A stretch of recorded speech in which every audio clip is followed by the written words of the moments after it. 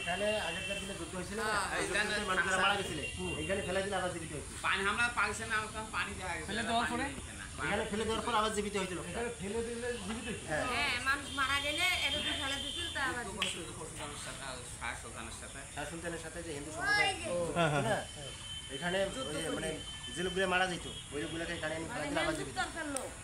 যারা মরছিল এটা ভালো জিনিস ভিডিও করে। আর পরশুরামেরা মুসলমানেরা তো এই সেই কুয়া না, কঠিন কুয়া। এই কুয়াটার নাম কি আছে কোনো? আজিব কুয়া না,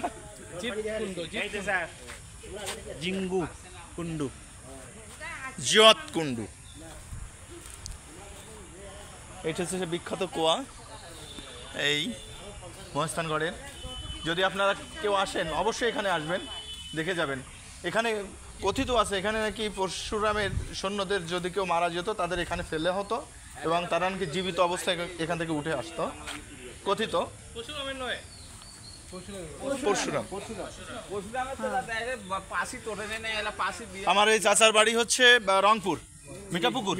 হ্যাঁ। চাচার এদিকে তাকান, চাচার বাড়ি হচ্ছে মিঠাপুকুর, রংপুরের।